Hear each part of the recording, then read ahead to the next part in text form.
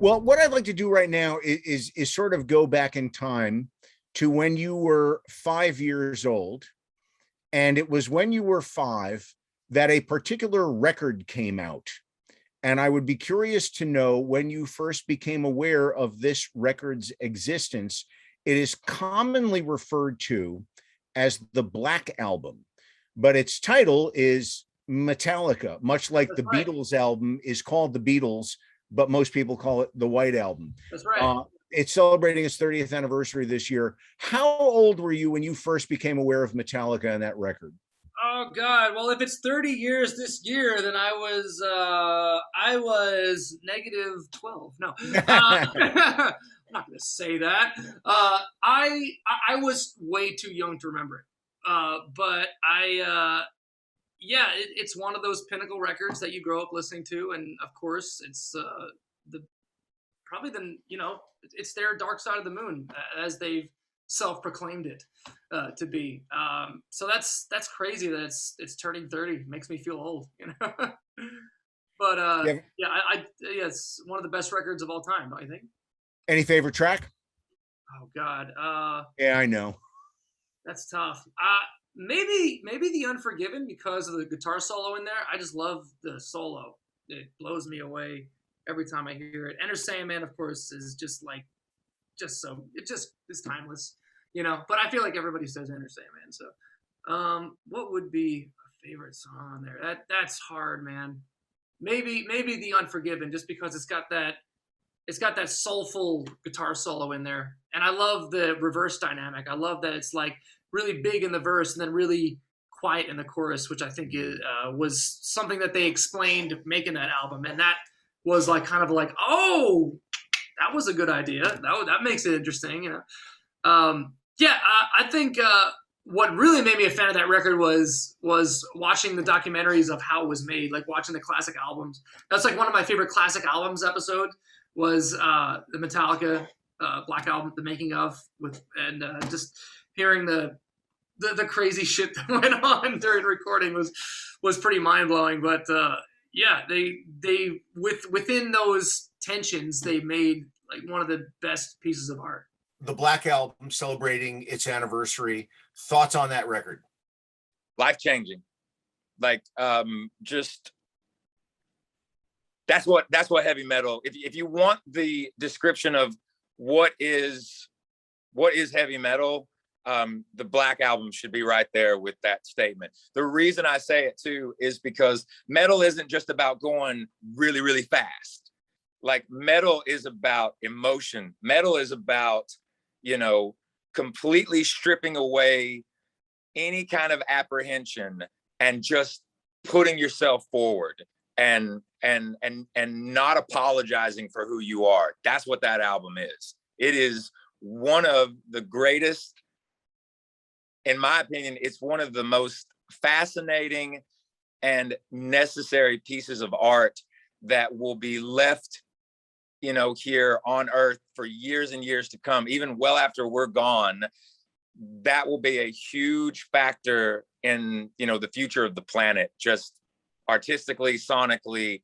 It's groundbreaking, and it's a life-changing record. Those guys should be massively proud of what they created. And it's ageless. Like that is the album that it's just an extraordinary piece of work.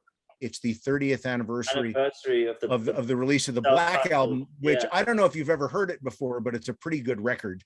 No, who's it by again? Metallica? What's that? Like that? Yeah, the Black Album, Metallica, young up and comers. I have to check them out. Well, do you remember your first encounter with that record?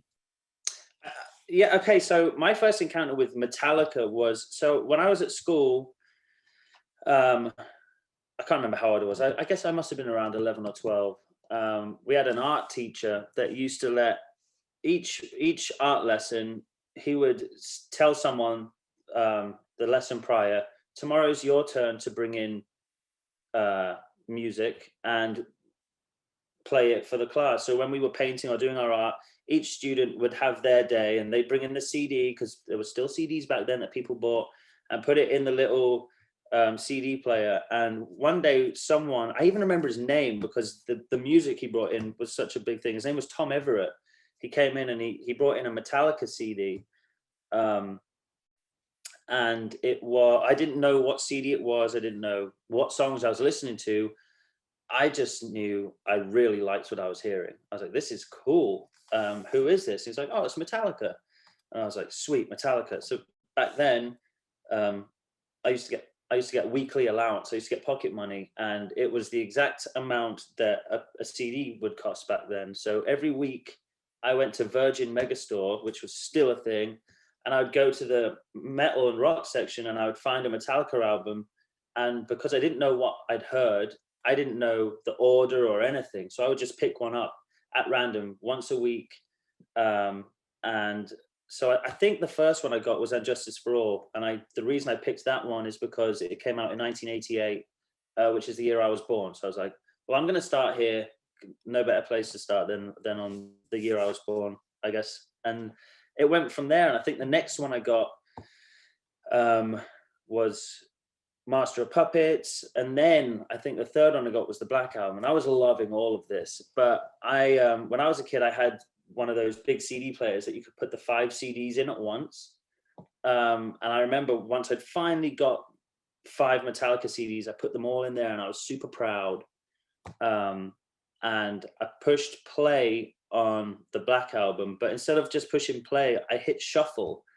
So it was completely by mistake. So I didn't get to start with Enter Sandman.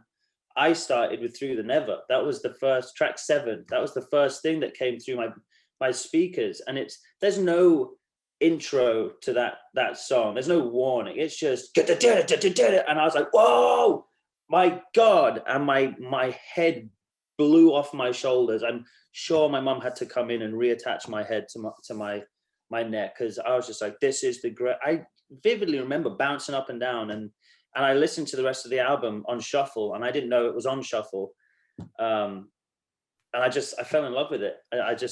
It was such a great album, and I listened to it in the most obscure way, from like track 7 to track 10 to track 2.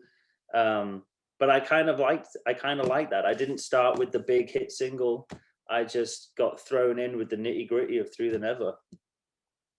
Well, that seemed like the perfect place for you to start. That's and I'm so glad for you that you have such a clear recollection of that. That's that I believe they call that an epiphany. You had an epiphany when you first. Well, that's when I told my mom, I was like, this is what I'm going to do. Like, this is it. This is what I want to do. I want to make people feel whatever I just felt just then. And that was it.